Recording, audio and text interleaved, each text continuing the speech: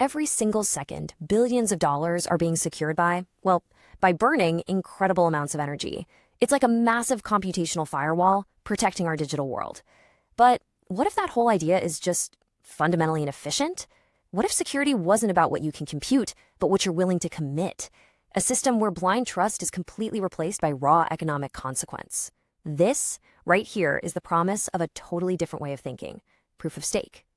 Before we jump in, we've got to do the responsible thing. Just a quick reminder that this explainer here on Blockspawn's funds is purely for educational and informational purposes. We're here to help you understand these complex topics, but this is absolutely not financial or investment advice. You should always do your own research. All right, let's get into it. Here's the game plan. First, we'll dig into the high cost of trust, basically why the old way of doing things is a huge problem. Then, we'll see how proof of stake flips the script with a new idea: security through stake. After that, we'll unpack the validator's dilemma, which is the clever psychology that keeps the whole system honest. We'll even tackle that big criticism: is this just a rich-get-richer system? And finally, we'll have the ultimate showdown: capital versus computation. So to really get why proof of stake is such a game changer, you have to start with the problem it was built to solve. And that problem, it's the massive, some would say totally unsustainable, energy footprint of its predecessor, proof of work. Okay, so here's the fundamental difference laid bare. You've got proof of work on one side. That's the system Bitcoin uses. It secures the network by brute computational force, what we all know as mining. And man, does that take a ton of electricity. But then you have proof of stake, which just takes a completely different path, one that's way more efficient. And look, this is not just a theoretical what if. This is real. When Ethereum, the second biggest crypto out there, made the switch, an event they called the merge, its energy use just plummeted. We're talking an estimated 99.95% reduction. Seriously, let that sink in. It's like a major industrial country just decided to turn off its lights overnight. So how in the world does proof of stake get the same level of security, or maybe even better, without burning all that energy? Well, it's like it performs a bit of digital magic, turning raw computation. So the first big idea you need to wrap your head around is the stake.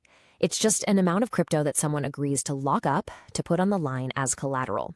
You know, the easiest way to think about it is like a security deposit on an apartment. You're putting your own money down to show that you have some skin in the game. Now, in this new world, the people participating aren't called miners anymore. They're called validators.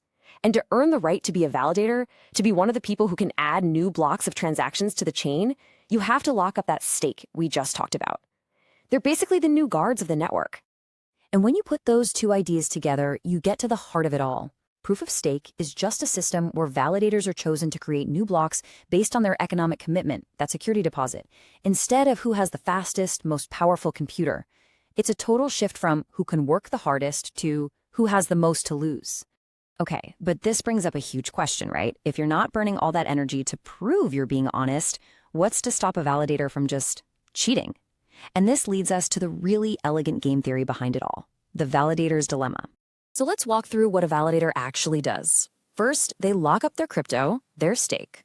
Then, the network basically runs a lottery, and one lucky validator gets chosen to propose the next block of transactions.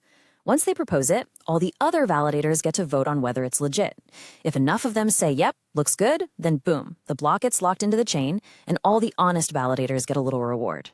But again, here's the multi-trillion-dollar question. What stops that one chosen validator from trying to slip in a fraudulent block? Like one where they try to pay themselves twice or something? And the answer is just pure, simple economic incentive. It's beautiful, really. If you play by the rules and act honestly, you earn rewards, basically interest on your staked capital. But if you try to act maliciously, you don't just miss out on the reward. You risk losing your entire security deposit. This whole penalty system has this perfectly intense name: slashing. If the network catches a validator misbehaving, it can automatically destroy or slash a chunk of their stake. So forget just losing your security deposit. Imagine the landlord setting your deposit on fire right in front of you. That's the power of slashing. It makes trying to attack the network an incredibly expensive thing to do. Of course, no system's perfect, right? And the biggest, most persistent criticism you'll hear about proof of stake is that it could lead to centralization, that it creates this rich get richer dynamic where the wealthy players end up with all the control. And, this is a very real concern that researchers have pointed out, because your chance of being picked to propose a block is tied to how big your stake is. The wealthier validators just naturally get chosen more often, which means they earn more rewards, which they can then use to increase their stake even more. You see the feedback loop, right? So have a look at this. This slide is from a research paper that studied this exact problem. What you're seeing here is the starting line of a simulation. You've got 1,000 participants, and the tokens are spread out pretty evenly. Think of this as the before snapshot. Okay, now, let's hit the fast forward button. This is the after snapshot, after many, many rounds of staking. It's pretty clear what happened, right? The wealth is concentrated. That small group of validators on the left has gobbled up a much bigger piece of the pie, while most everyone else is clustered down at a lower level. It's a powerful visual of that centralizing force that these systems have to constantly fight against. So we've seen the good, we've seen the potential bad. Let's pull it all together now for one last clear look at the two models side by side. The final showdown, proof of work versus proof of stake. All right, here's the tale of the tape. The core mechanism shifts from solving a math puzzle to putting up collateral. The main resource you need changes from energy and computer hardware to just capital. The players go from being miners to validators, and maybe most importantly, the cost to attack the network goes from needing more computing power than almost anyone on Earth to needing more money than almost anyone on Earth. Either way, it's an incredibly expensive thing to even try. When you get right down to it, proof of stake is a huge paradigm shift. It makes a bold claim that the best way to secure our digital future isn't by proving you've done work, but by proving you have something you can't afford to lose. The question it leaves us with, though, isn't just about tech. It's about what we want trust to look like. Is a system secured by economic self-interest more robust? Is it more fair? Or is it just a different kind of power structure? That's the big debate that's going to define the next chapter of the internet.